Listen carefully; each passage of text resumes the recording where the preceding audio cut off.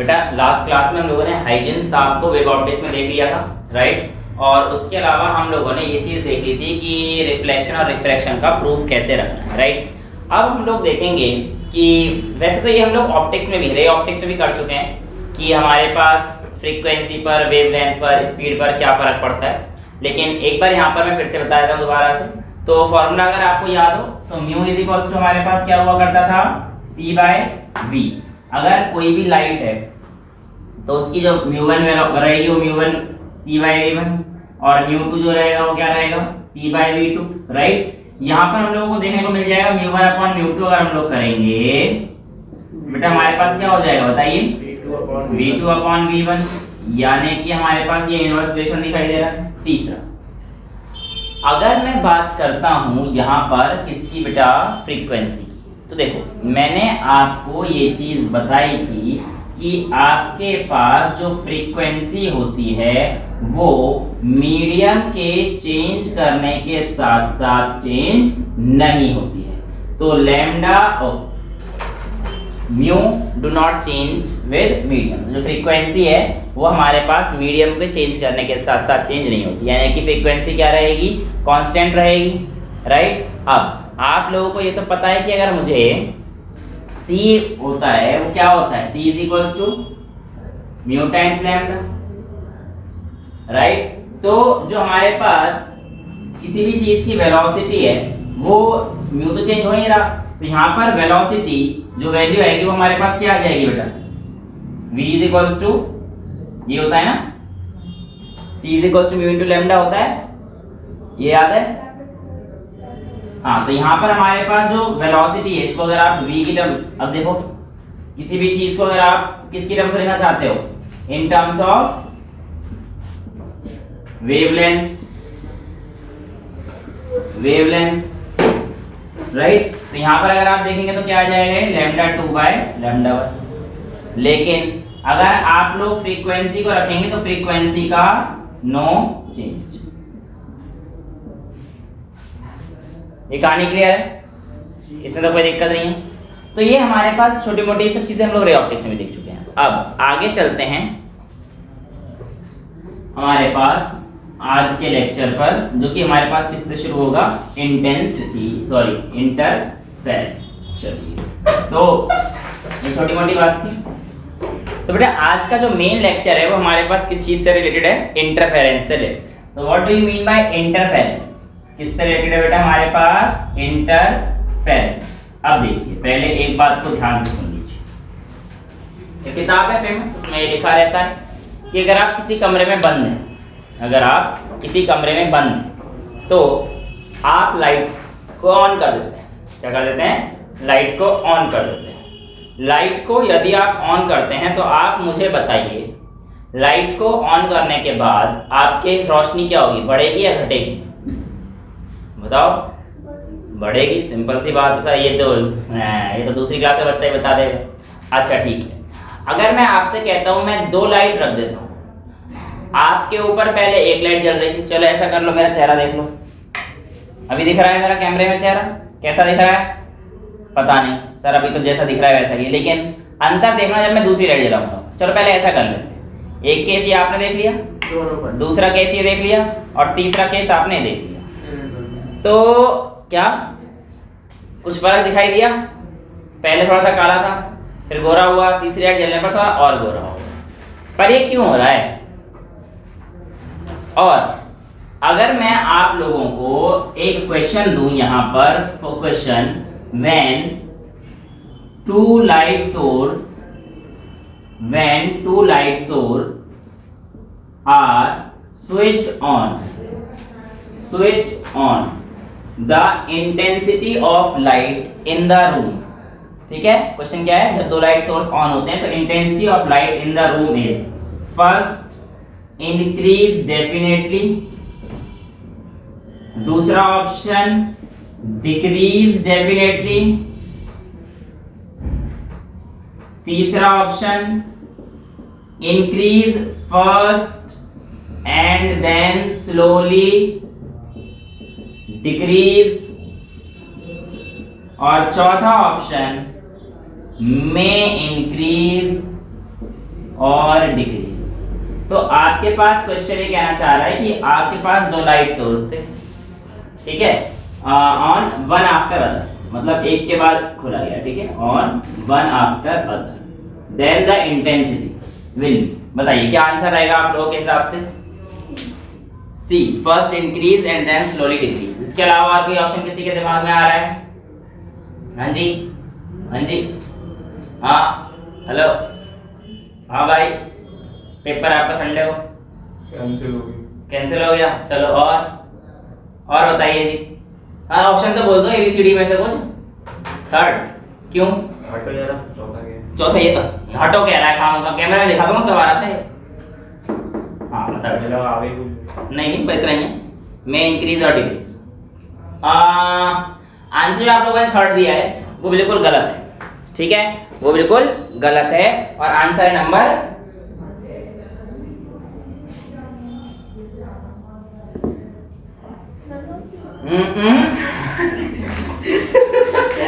None of the अब कहाँ लिख दिया मैंने? अरे 5 दिन लिखी। 5 नहीं था, 4 थे यार, कॉफी पी रहा था। अच्छा, ये में इंक्रीज और decrease, right? Well, why?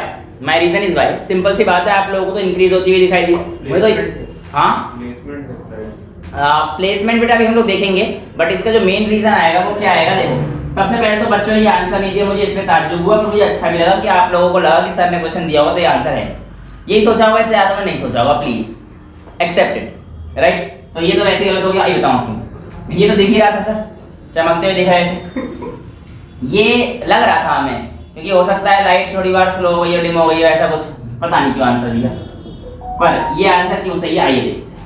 Actual में यहाँ पर आज हम लोग जब आपको इंटरफेरेंस की टर्म से अवगत कराएंगे तब आप लोगों को समझ में आ जाएगा। एक्चुअल में क्या होता है कि जो हमारे पास लाइट है, वो हमारे पास कॉन्टिन्यूसली कैसे बन के आ रही है, इंक्रीज होती हुई आ रही है, ऐसा हमें लग रहा है, लेकिन ऐसा है नहीं। लाइट हमारे पास दो अलग अलग सोर्स से आई है ना, और एक के बाद एक ऑन किया है, तो सपोज करो पहले लाइट एक वेव है, जो तो हम लोग पढ़ चुके पिछली क्लास में, तो पहले वाले से अगर कुछ ऐसे आई होगी और दूसरे वाले से हो सकता है कुछ ऐसे आई होगी, तो कई जगह पर एक कंस्ट्रक्टिव इंटरफेरेंस हो रहा होगा, कई जगह पर डिस्ट्रक्टिव इंटरफेरेंस हो रहा होगा, और एक कंस्ट्रक्टिव और डिस्ट्रक्टिव के बेस पर डिफाइन किया जाता है कि आपके पास जो आपकी लाइट है वो बढ़ भी सकती है, कब? अगर उसमें कंस्ट्रक्टिव इंटरफेरेंस हो रहा होगा, और वो घट भी सकती है जब वो डिस्ट्रक्टिव इंटरफेरेंस। सर ये इंटरफेरेंस क्या है? देखो बेटा, इंटरफेरेंस को अगर मैं यहाँ पे समझाऊंगा तो मेरे पास इंटरफेरेंस कुछ भी नहीं है, पहले मैं आपको इंटरफेरेंस समझा दूं,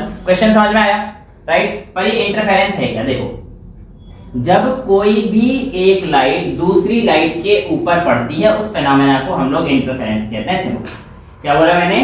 जब कोई भी एक लाइट दूसरे लाइट के ऊपर पड़ती है तो मैंने उस फेनोमेना को क्या बोल दिया बेटा? इंटरफेरेंस बोल दिया, राइट? अब मैं आप लोगों को बता देता हूं कि लाइट क्या है। It is a form of wave, it is a form of wave.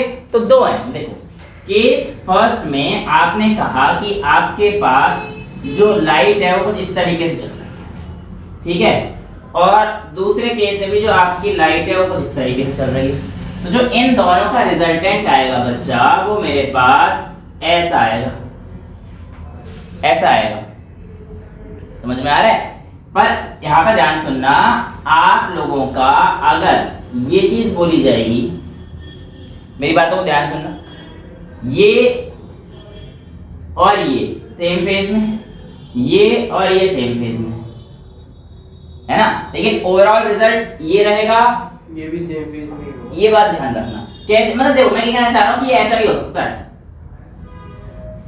Reason क्या है? जितना ऊपर है उतना नीचे है ना, जितना ऊपर है उतना नीचे है, तो ये जो चीजें हैं ये भी आपके पास डिस्ट्रक्टिव में आ सकती है। मैं आपको समझाना चाह रहा हूँ, क्या कहना चाह रहा हूँ कि पहले देखो, ये दोनों सेम फेज में तो एड अप होगा, ये कंस्ट्रक्टिव है, इन दोनों का एड अप होना ये कंस्ट्रक्टिव है, ये दोनों एड अप हो रहे हैं, ये कंस्ट्रक्टिव है, लेकिन अब ये इक्वल और ऑपोजिट है आपस में जुड़ के, तो ये डिस्ट्रक्टिव है। यानी कि अगर मैं इसको और सिंपलीफाई करके आपको समझाना चाहूँ कंस्ट्रक्टिव और डिस्ट्रक्टिव को, तो सिंपल भाषा में ऐसे समझाऊंगा, ये एक लाइट की वेव और दूसरी लेट से ये है, जो ओवरऑल वेव आएगी वो देखो, ये और ये तो सेम फेज में, तो ये दोनों तो एड अप हो जाएंगे, ओवरऑल रिजल्ट हमारे पास, और ये वाली जो है ये क्या है, कम है, तो ओवरऑल रिजल्ट ऊपर का ही रहेगा ना। आप मेरी बात को समझो, ओवरऑल रिजल्ट इसका और इसका प्लस करोगे तो ये और ये तो माइनस हो जाएंगे भाई, ये तो इसको माइनस करेगा ना, सिंपल सा, और ये इसको माइनस करना चाहेगा, पर फिर भी ऊपर की तरफ ज्यादा पोर्शन है, तो इसमें नेट रिजल्टेंट जो है हमारे पास कुछ इस तरीके से आएगा, कुछ कम हुआ पर है तो ऊपर ही। तो अगर मैं साउंड वेव लेके चलता हूँ तो ऊपर वाले केस में आवाज नहीं आएगी? हाँ, साउंड वेव लेके चलोगे तो ऊपर वाले केस में आवाज नहीं आएगी, साउंड वेव लेके चलोगे तो ऊपर वाले केस में आवाज नहीं आएगी, पर साउंड वेव का ऐसा है नहीं ना, साउंड वेव तो एक मैकेनिकल वेव है, राइट बेटा। तो कुल मिला के कहानी ये है कि हमारे पास यहाँ पर दो वेव को मिला के दिखाया जा रहा है। ये कहानी कैसे है, दो वेव को मिला के दिखाया जा रहा है। अब आप कहोगे सर इस बात का मतलब ये हुआ कि इस वेव का इस वेव पर डायरेक्ट रिलेशन है, अगर ये ज्यादा होता तो सर यहाँ पर ये ज्यादा आता, अगर सर ये ज्यादा होता तो फिर ये कम आता। लेकिन मेरी बात सुनना जरा, जब मैंने कहा ये ज्यादा होता तो मैं यहाँ पहुंचा सीधा, इसकी तो बात ही नहीं करी। तो जो आप लोगों के मन में डाउट है पहले तो उसको निकालो, क्या कि एक वेव का दूसरे वेव से कोई लेना देना नहीं होता।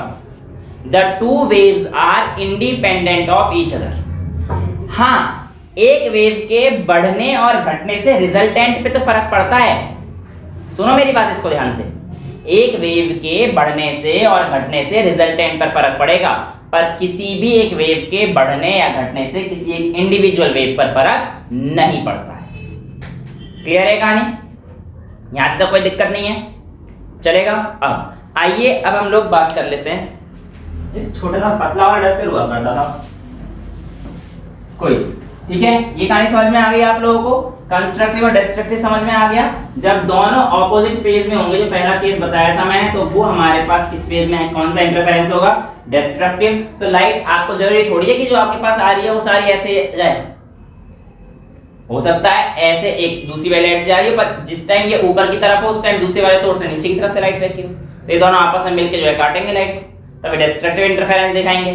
तो लाइट में इंक्रीज और डिक्रीज, इंटेंसिटी ऑफ लाइट में इंक्रीज और डिक्रीज। और आज मैं वहां तक नहीं पहुंच पाऊंगा क्योंकि समय क्लास थोड़ी छोटी रहेगी, तो मैं आपको बस एक चीज बता देता हूं कि जो इंटेंसिटी है, अब यार ये सारी चीजें मैं आपको वेव ऑप्टिक वेव जब चैप्टर पढ़ाया था पूरी चीजें पढ़ा चुका हूं। कुछ चीजें होती हैं जैसे कि एम्पलीट्यूड। एम्पलीट्यूड क्या होता है बेटा, maximum distance for the wave from its mean position, आप बोल सकते हो, है ना। दूसरा आपको टाइम पीरियड पता रहना चाहिए भाई, एक बार में एक पूरे में कितने वेव ने अप एंड डाउन किए हैं, यानी कि एक पूरे साइकिल में ये यहां से ये जो कंप्लीट हुई ये इसका पूरा टाइम पीरियड है, कितनी बार ऊपर नीचे कराया है, ये उसका टाइम पीरियड है। सॉरी, कितना दिया गया टाइम पीरियड, कितनी बार ऊपर नीचे किया ये उसकी फ्रीक्वेंसी आंसर। तो फ्रीक्वेंसी क्या है, number of times the wave has gone up and down, 1 upon time period जिसको हम लोग बोलते हैं, ठीक है। दूसरा आपको फ्रीक्वेंसी पता है 1 अपॉन टाइम पीरियड। तीसरा आपके पास क्या होती है, ओमेगा। ओमेगा की वैल्यू क्या होती है, 2 पाई बाय टी। ये सारी चीजें क्लास 11th में हम लोग क्या 10th में ही पढ़ के आ रखे हैं, है ना। अब हम लोग बात कर रहे थे इंटेंसिटी का, तो एक्चुअल में एक रिलेशन है, वो भी मैं क्योंकि आज मुझे जो डेरिवेशन करानी है इंटरफेरेंस उसमें काम आएगा, उसके लिए भी आप याद रख लीजिए इंटेंसिटी डायरेक्टली प्रोपोर्शनल होता है एम्पलीट्यूड के स्क्वायर के। किसके प्रोपोर्शनल होता है बेटा, एम्पलीट्यूड के स्क्वायर के, ठीक है, क्लियर है। और दूसरा जो आपकी इंटेंसिटी है, यहां से क्या आ जाएगा, के ए स्क्वायर आ जाएगा बच्चा, कोई डाउट तो नहीं है यहाँ से। तो ये हमारे पास क्या आ जाएगा, रिलेशन की I इज इक्वल टू के ए स्क्वायर, इसको भी अभी आप लोग याद रख लेना, और ये आगे काम आने वाला है। अब मैं क्या कह रहा हूँ कि मेरे पास लेट से दो वेव है, क्या है, दो वेव है जो कि दो अलग अलग सोर्स से ली गई है, जो कि दो अलग अलग सोर्स से ली गई है, S1 से और S2 से। S1 से चलने वाली वेव इस P पॉइंट पर पहुंचती है इन टाइम t, और S2 से चलने वाली वेव भी इस पॉइंट P पर चलती है, पहुंचती है, ठीक है। अब यहां पर जो आपको वेव इक्वेशन थी, लेट्स से y1 जो इस वेव के लिए is equals to a sin omega t plus k x, ये इक्वेशन याद है आप लोगों को, वेव की इक्वेशन होती है प्लस फाई, जिसमें हम लोग लिखा करते थे। अभी मैं फाई लिख रहा हूं क्योंकि यहाँ पर फेज डिफरेंस आएगा, पता है ना, फाई में और फेज डिफरेंस में थोड़ा अंतर है। फाई इनिशियल फेज होता है और यहाँ पे भी फेज डिफरेंस अभी आएगा, फिर पार्ट डिफरेंस भी आएगा, अभी इसलिए कंफ्यूज मत होना कुछ भी। तो मैं आपसे कह रहा हूं कि आपके पास जो पहला केस लिया है, ये मैं इंटरफेरेंस का केस फर्स्ट ले रहा हूं, जहां पर आपके पास ओमेगा क्या है, सेम है for both source, for both source. और ऐसी लाइट जिसका ओमेगा सेम होता है दोनों सोर्स के लिए, ऐसे सोर्स को हम लोग कोहेरेंट सोर्स बोलते हैं। यानी कि ऐसा सोर्स जो लाइट एमिट करता है, ध्यान सुनना इस चीज को, दोनों चीज सही है। ऐसा सोर्स जो लाइट एमिट करता है विद सेम ओमेगा, या फिर ऐसा सोर्स जिसका ओमेगा सेम हो, या फिर कांस्टेंट फेज डिफरेंस, मतलब जो है वही चल रहा है, कोई डिफरेंस क्रिएट नहीं कर रहा लाइट की वजह से, तो ये सोर्स कोहेरेंट होता है। दोनों चीजें सही है कोहेरेंट सोर्स के लिए। एक ऐसा सोर्स जो सेम ओमेगा से लाइट फेंक रहा है, या फिर कांस्टेंट फेज डिफरेंस से लाइट फेंक रहा है, तो वो हमारे पास सोर्स कैसा हो गया, हमारा कोहेरेंट सोर्स हो गया। दो डिफरेंट लाइट कभी भी कोहेरेंट सोर्स नहीं बन सकती। दो डिफरेंट लाइट के सोर्स कभी भी, यानी कि यहां पे रखा और यहां पे रखा, तो ये कभी भी कोहेरेंट सोर्स नहीं बनता। ठीक है, वेल अभी इसके बारे में कोहेरेंट नॉन कोहेरेंट बहुत लंबी बातें करेंगे, आगे करेंगे, कोई दिक्कत वाली बात नहीं है। ये कहानी क्लियर है, ए साइन ओमेगा टी प्लस के। और अगर y2 की जो वैल्यू आएगी, ये मैं ले लेता हूं a sine omega t plus k x, लेकिन सिर्फ अंतर क्या हो जाएगा, तो y1 को ये ले लो एम्पलीट्यूड का, और बेसिकली इसको भी आप x1 और x2 ले सकते हो। पहले आप मेरी बातों को समझ रहे हैं यहां तक, इसमें तो कोई दिक्कत वाली चीज नहीं है, यहां तक सारी कहानी क्लियर है। अब यहां पर आप लोगों के पास ये जो चीज है ओमेगा टी प्लस के x1, ये आपके पास आपका क्या है बेटा, फेज है। ओमेगा टी प्लस के x2 क्या है आपके पास, ये भी फेज। अब देखो मैंने क्या बोला, सेम टाइम के लिए बोला है ना, आपको जो यहाँ पे शुरू कराया था मैंने कहा कि सेम टाइम के लिए बोला गया है। अब अगर इस इक्वेशन में मैं फेज का डिफरेंस निकालता हूं, क्या निकालने जा रहा हूं, फेज डिफरेंस। ध्यान से सुनना इस चीज को। ये वेव की इक्वेशन तो आपको याद है ना, a sin omega t plus k x, हम लोगों ने फाई पढ़ी थी, मैं फाई को लेके आऊंगा, हाँ y2 माइनस y1 जो करूंगा अभी, तो बेसिकली मुझे ये तो निकल जाएगा, हमें इससे तो मतलब है नहीं, मुझे तो फेज के डिफरेंस से मतलब है ना बेटा। तो फेज का डिफरेंस जो मेरे पास आएगा, तो अब देखो बेटा कौन सा बड़ा है, इस चीज को जान लेते हैं। मेरे हिसाब से S2 के सोर्स से जो x2 पे चल रहा हो बड़ा हो, डिस्टेंस ज्यादा ट्रेवल करके आ रहा है, तो बेसिकली ये वाला बड़ा है, तो आप लिखोगे ओमेगा टी प्लस के x2 minus omega t plus के x1, चलेगा।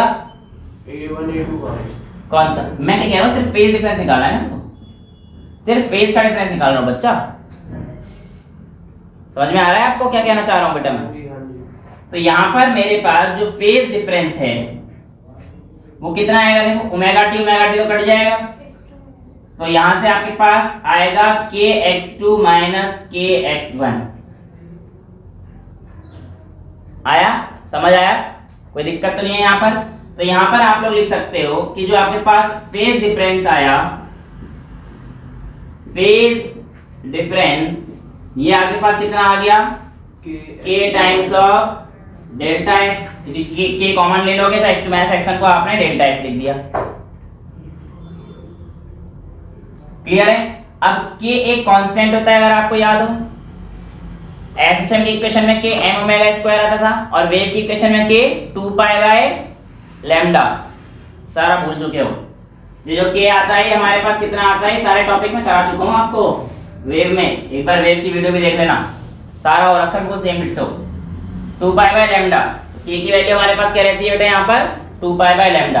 तो जो हमारे पास फेज डिफरेंस आएगा, m ओमेगा स्क्वायर का आता है वो एसएचएम की इक्वेशन है बेटा। तो ये वेव एसएचएम दोनों अलग अलग चीज हैं। SHM is not a wave. Wave propagate कर रहा है साइन और कॉस के फंक्शन के साथ। एसएचएम का टू एंड फ्रो मोशन है। वहां पर के m ओमेगा स्क्वायर था, निकाल तो वहां से भी सकते हो, पर इसके लिए k की वैल्यू 2 पाई बाई लैम्डा आती है। ठीक है बेटा, ये कहानी क्लियर है। अब तो जो फेज डिफरेंस आया है आपके पास कितना आया, आप लिख सकते हो फाई, इसको मैंने फाई बना दिया, is equals to 2 pi by lambda into delta x. Delta x clear है, यहां तक कोई दिक्कत नहीं है किसी को? यहां तक मुझे बताइए किसी को कोई डाउट है तो आपसे पूछेगा पाथ डिफरेंस क्या है। तो पाथ डिफरेंस बेसिकली ये बेटा डेल्टा एक्स पे पाथ डिफरेंस आया, इसके और इसके में पाथ में जो अंतर है वो कैसे निकालना है, डेल्टा एक्स। तो डेल्टा एक्स की वैल्यू हमारे पास कितनी आ जाएगी बेटा, lambda into phi upon 2 pi. Well what is phi here sir, आप कह रहे हो फेज डिफरेंस, या इसको मैं कहूंगा इनिशियल। अगर देखो वैसे तो फेज डिफरेंस को फाई से रिप्रेजेंट करते हैं, बट अगर ये इनिशियल शुरुआत की पोजीशन में ही हो, तो जब भी इनिशियल फेज डिफरेंस होता है उसको जनरली किताबों में फाई से रिप्रेजेंट किया जाता है। और जो इनिशियल फेज डिफरेंस फाई होता है इसको हम लोग बोलते हैं इपॉक। क्या बोलते हैं बच्चा, इपॉक। क्लियर है कहानी? क्या हुआ, जितनी लेट कैसे हुआ? अरे स्कूल जाने में लेट। अच्छा स्कूल से आने में लेट हो, ये कहानी क्लियर है। इनिशियल फेज डिफरेंस रहेगा और फाई की वैल्यू इपॉक रहेगी, इसको हम इपॉक बोलते हैं। अगर इनिशियली मतलब चलने से पहले अगर फेज डिफरेंस है तो, समझ में आया? हाँ बिल्कुल हो सकता है। एक लाइन यहाँ, अब देखो यहाँ पे आपको दिख रहा है कि फेज डिफरेंस तो है सर, पर आप हमें बता नहीं पा रहे कहाँ पर है। मैं एक्चुअली बताना नहीं चाह रहा, बताऊंगा। पहले आप इस चीज से इंट्रोड्यूस तो हो जाओ कि होता क्या है। मतलब बुक्स में रीजन क्या है कि पहले आपको इंटरफेरेंस की डेरिवेशन दे देते हैं और उसके बाद फिर ये सब चीजें डाल देते हैं, तो थोड़ा कंफ्यूजिंग होता है। तो मैंने आपको पहले बता दिया कि ये तो फेज है, और फेज में जो डिफरेंस आ रहा है उसकी वजह से एक पाथ डिफरेंस जनरेट हुआ। फेज में जो डिफरेंस आया उसकी वजह से पाथ डिफरेंस जनरेट हुआ। मैंने बस आपको एक चीज याद रखने के लिए बोला है, i direct proportional to a square का, बस। बाकी अलावा मैं तो सारी चीज आपको समझा के चलाऊं ना। ये समझाने का रीजन क्या है, अब आपको अब समझ में आया कि मैंने ये चीज पहले क्यों कराई, क्योंकि चीजें क्या है ना, ये चीज पहले ही होनी चाहिए। रीजन क्या है, आप देखो। अब मैं आपसे कहता हूं, ध्यान सुनना, कि ये कौन सा डिफरेंस बोल रहा हूं मैं,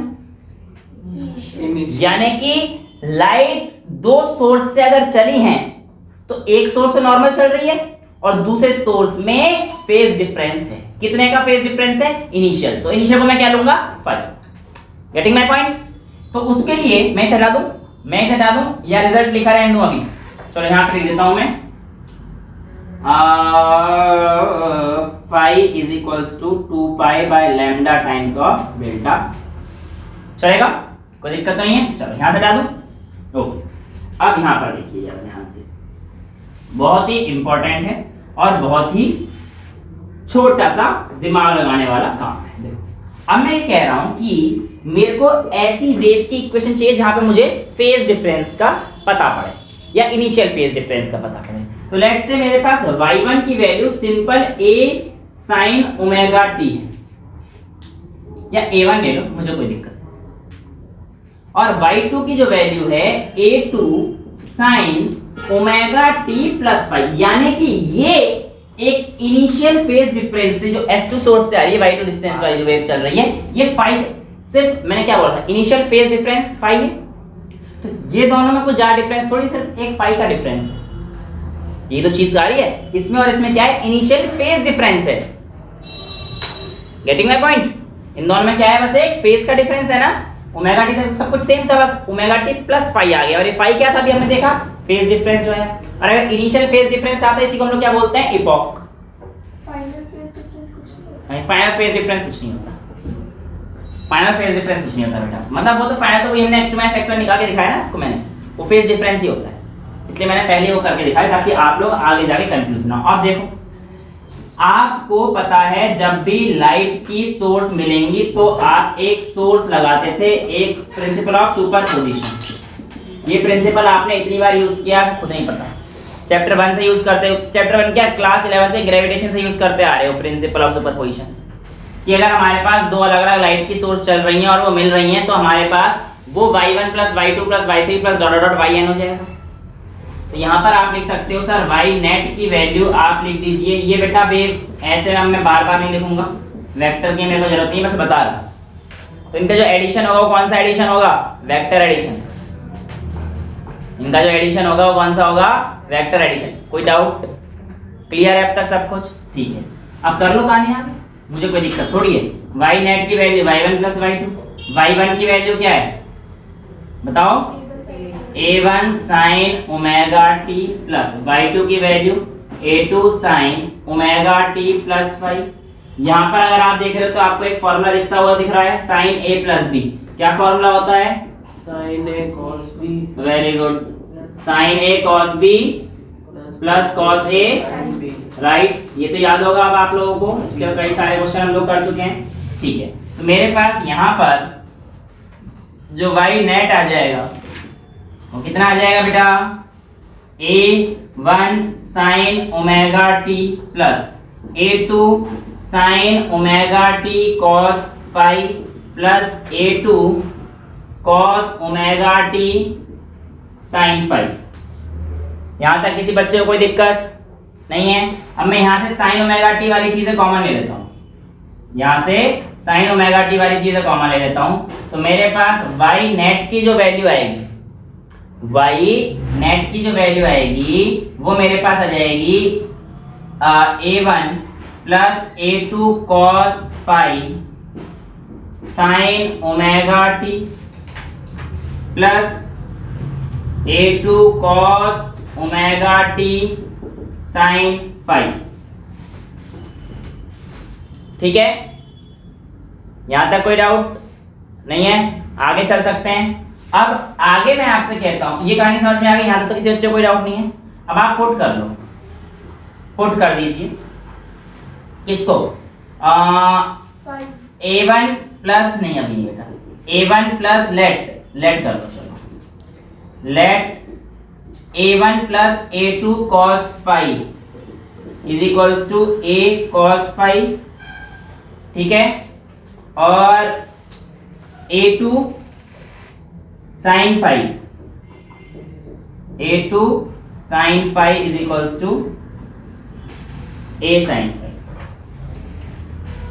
ठीक है, तो यहां पर अगर आप इसको पुट करेंगे तो आपके पास a1 प्लस ये आ गया, ये इक्वेशन आपको दिख रही है साफ साफ भाई। इसको इक्वेशन फर्स्ट मान लीजिए, इसको इक्वेशन सेकंड मान लीजिए, है ना।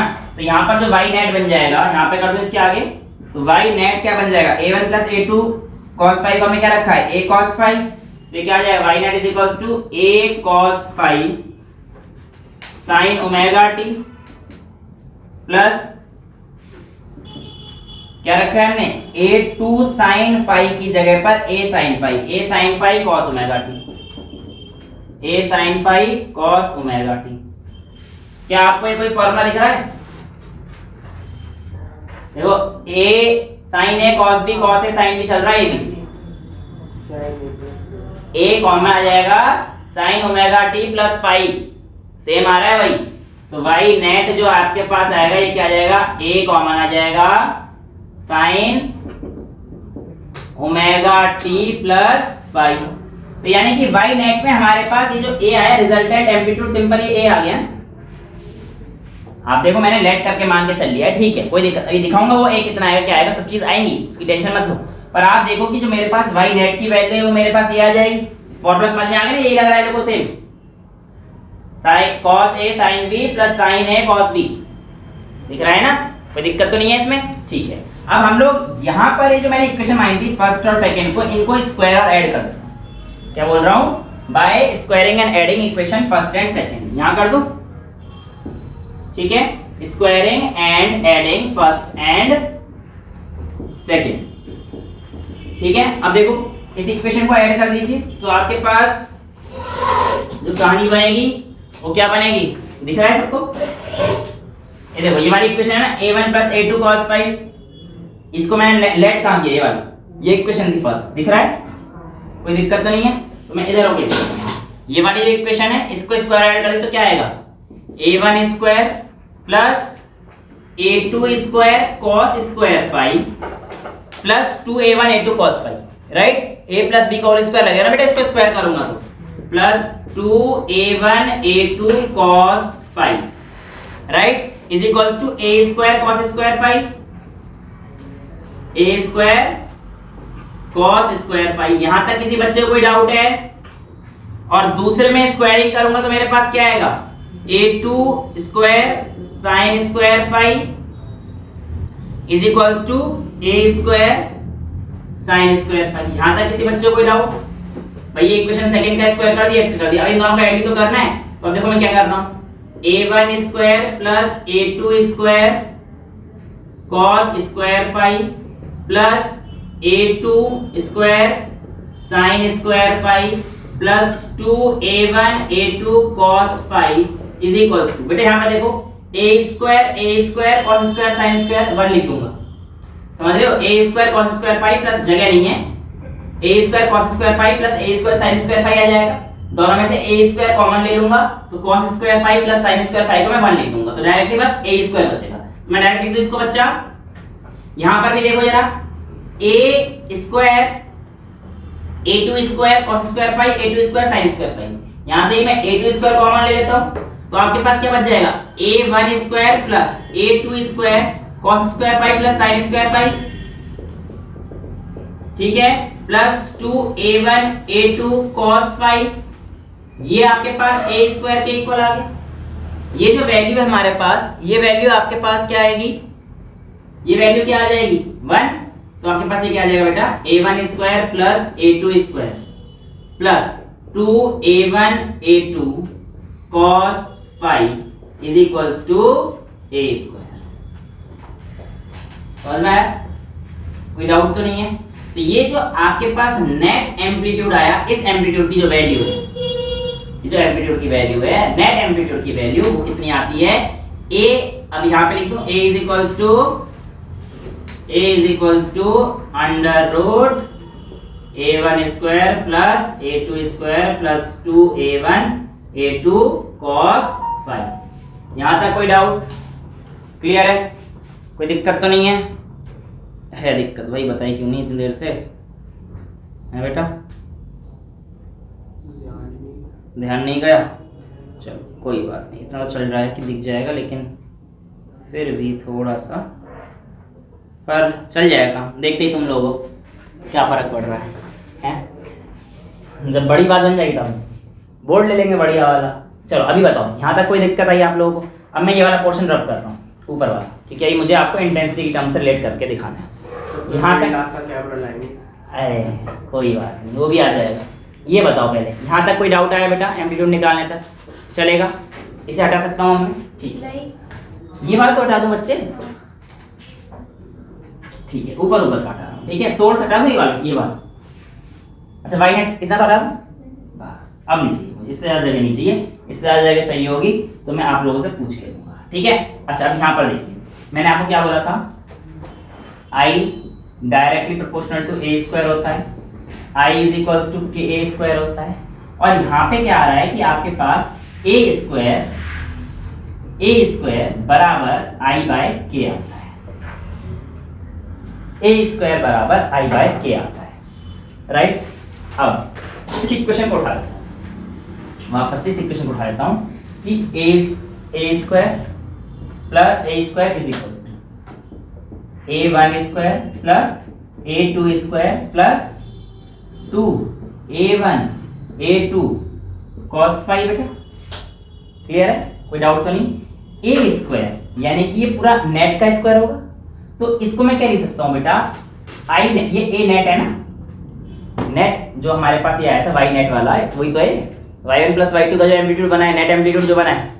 क्लियर हो रही है सारी बातें? कोई दिक्कत तो नहीं है? सिंपल मैथमेटिक्स है, 3rd क्लास की और 10वीं क्लास की ट्रिग्नोमेट्री। अब देखो बेटा, एक भी जगह पर अगर मैं इंटेंसिटी की टर्म्स में लिखना चाहता हूँ तो I बाय के लिख सकता हूँ, तो यानी कि a स्क्वायर को डायरेक्ट लिखता हूँ, या फिर आप a को अंडर रूट I बाय के भी लिख सकते हो, आपकी मर्जी।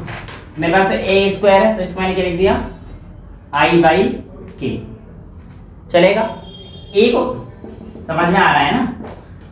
यही तो कहानी है ना, क्लियर ना, नो डाउट। ठीक है, तो ये I net is equals A1 square यानी कि I1 स्क्वायर बाय के A2 स्क्वायर यानी कि बेटा I2 स्क्वायर बाय, चलेगा, कोई दिक्कत तो नहीं है, प्लस 2। अब ये A1 सर I1/k होगा ना, स्क्वायर कैसे आ रहा है, तो रूट के बराबर है। हाँ सॉरी I1 बेटा, मैंने I स्क्वायर लिख दिया है क्या, A स्क्वायर की जगह देखो I1/k आया था, ये प्लीज ध्यान रख लेना 2, ओके। A1 की जगह पर मैं लिखूंगा √I/k, चलेगा ना, कि देखो A = √I/k है, तो यहाँ पे मैं क्या लिखूंगा √I1/k, तो सबके लिए सेम है बेटा। और दूसरा क्या था, A2 मल्टीप्लाई में था, तो ये √I2/k और cos phi में कोई रूट था, चलेगा, कोई डाउट तो नहीं है, ठीक है। k देखो मल्टीप्लाई में, तो k का स्क्वायर हो जाएगा, रूट निकल जाएगा, तो k बाहर आ जाएगा, k left hand side RHS सब में है, तो कट जाएगा, तो आपके पास जो I नेट की वैल्यू आएगी वो आएगी I1 plus I2 plus 2 √I1/I2 cos phi। अब देखो मेरी बात ध्यान से, जब सोर्स से निकले थे तो मेरे पास फर्स्ट लाइट यहाँ पे एक बनाई थी ना, 2 लाइट ऐसे, इसकी इंटेंसिटी I1 थी, इसकी इंटेंसिटी I2 थी, लेकिन जब ये किसी पॉइंट P पर पहुंचे तो नेट इंटेंसिटी में एक एक्स्ट्रा टर्म आ रही है, ये जो टर्म आ रही है पूरी 2I1/I2 cos phi रूट में I1/I2 है, इसी टर्म को बेटा हम लोग क्या बोलते हैं, इंटरफेरेंस टर्म। समझ में आ गया आप लोगों को इंटरफेरेंस क्या था, भाई 2 लाइट की सोर्स चले, अब वो I1 प्लस I2 हमें दिखी थी, पर ऐसा है नहीं, उसमें कुछ एक्स्ट्रा आ रहा है। क्या एक्स्ट्रा आ रहा है, 2√I1/I2 cos phi एक्स्ट्रा आ रहा है। अब सर इसकी वजह से तो आपका हमेशा इंक्रीज ही होना चाहिए था, क्योंकि तो प्लस में आ रहा है, नहीं, वैल्यू देखो ना, वैल्यू हमारे पास cos phi की टर्म्स में है, वैल्यू मेरे पास किसकी टर्म्स में है, cos phi की टर्म्स में है, तो ये वैल्यू में इंक्रीज और वैल्यू में decrease depending upon the cos phi, depending upon the cos phi। तो देखो बेटा ये मैक्सिमम I मैक्सिमम कब होगा, जब आपके पास cos phi की वैल्यू मैक्सिमम होगी। cos phi की वैल्यू मैक्सिमम कब कब होती है, 0 पे, उसके बाद दूसरा कब आता है, 180 पे, नहीं 2 पाई पे बेटा, 360 पे आता है, 180 पे -1 होता है cos, हाँ घुमा के भूल सब हाँ कर लो, ठीक है मैथ्स वाला है। हाँ ठीक है। cos phi मैक्स होता है 0, फिर आपका 2 पाई, आपका 4 पाई, ऐसी कहानी रहेगी। समझ में आ रहा है, यानी कि आपके पास जब पाई की वैल्यू 2n पाई की टर्म्स में रहेंगी, देखो 0, it means pi is equals to 2n pi की टर्म्स में रहना चाहिए, जहां पर 0 पे भी cos 0 1 होता है, तो जहां पर n की वैल्यू 0 1 2 डॉट डॉट डॉट। समझ में आ रहा है सबको, कोई दिक्कत तो नहीं बेटा इसके केस, ये मैक्सिमम तभी बन सकती है हमारे पास। और ये पाई क्या है, फेज डिफरेंस, और इनिशियल फेज डिफरेंस मैंने आपको पाई बता रखा है किसकी टर्म्स के इक्वल है, 2 pi by lambda delta x निकाल के दिखाया था मैंने आपको, वहां पे बता दिया था ना पाई। अब एक्चुअल में क्या है, बुक्स में क्या कर रखा है, पहले तो ये निकाल रखा है, फिर इसको रिलेट कर रखा है डायरेक्टली इससे बिना बताए, कई बुक्स में, इवन जो आप refresher most of the students जो यहाँ पे यूज कर रहे हैं, नाम नहीं ले सकता मैं, लेकिन फिर भी होता क्या है कि अब आप रिफ्रेशर यूज करते हो, आप देखते हो कि ये कहाँ से आ गया, इसके बाद सीधा ये, तो ये एक्चुअल में क्लास 11 बता देते हैं, तो मान के चलते हैं कि आपने क्लास 11 पढ़ी होगी, क्योंकि वही होता है, वो कहते हैं वरना हमारी 11th के देख लो भैया, तो हम भी यही कहते हैं कि हमारी 11th की वीडियो देख लो, पर मैंने करा दिया सारा, ठीक है ना, पूरा इंटरफेरेंस आपको करा दिया। अच्छा अब मैं फाई की जगह पर वो टर्म सब्स्टिट्यूट कर सकता हूँ, 2 pi by lambda times delta x, तो यहाँ पर मैं लिख सकता हूँ बेटा, ध्यान से देखिए, और आपसे पूछेगा पार्ट डिफरेंस कितना होगा इसमें, फेज डिफरेंस तो आपने निकाला 2n पाई का, यार ये किसके लिए मैक्सिमम, मैक्सिमम का मतलब क्या रहेगा, कंस्ट्रक्टिव इंटरफेरेंस, ये भी ध्यान रख लेना, और कंस्ट्रक्टिव इंटरफेरेंस जहां पर लाइट क्या होगी आपकी, ब्राइट आएगी, में इंक्रीज और डिक्रीज था ना, तो जो कंस्ट्रक्टिव इंटरफेरेंस जहां पे पाई की वैल्यू पॉजिटिव यानी कि +1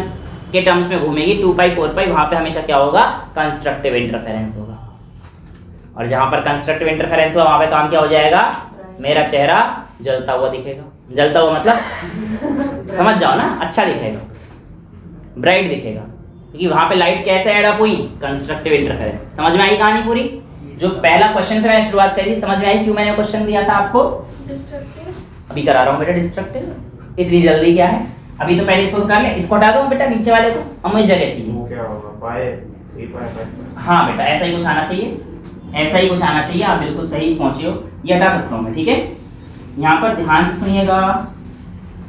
अभी इसको मैं यहाँ पर 5 की टर्म्स में आंसर ले देता हूँ। 5 की वैल्यू क्या थी याद करिए, 2 pi by lambda times delta x is equals to 2n pi.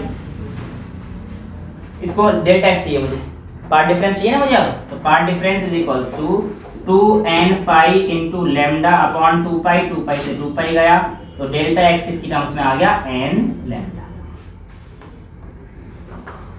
Clear है? पार्ट डिफरेंस कितना आया, n टाइम्स लैम्डा। 0 1 2 3 4 यहाँ पे आप देख सकते हैं।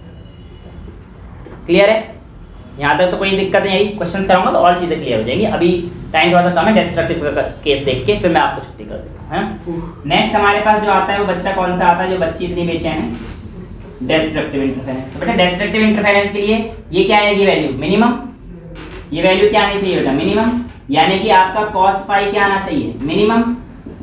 अब cos फाई मिनिमम कब होता है, cos फाई मिनिमम कब होता है बताओ, 180 के बाद दूसरा कब मिनिमम होता है, 180 के बाद दूसरा बेटा, दूसरा कब आएगा 180 पे, 3 पाई पे आएगा, यानी कि पाई 3 पाई 5 पाई ऐसे कहानी चल रही है।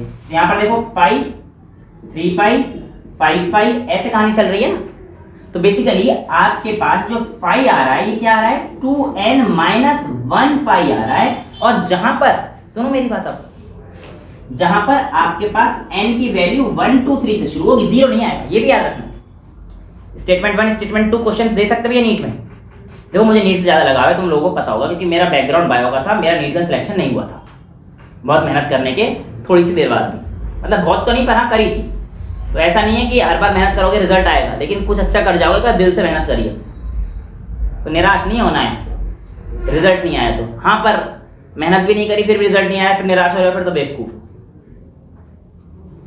गलती तुम्हारी है, कर लेते ना मेहनत, फिर अच्छे से एक बार मेहनत करो, दुख नहीं होगा अगर नहीं भी आया तो। समझ में आए? कुछ ना कुछ तो अच्छा कर जाओ।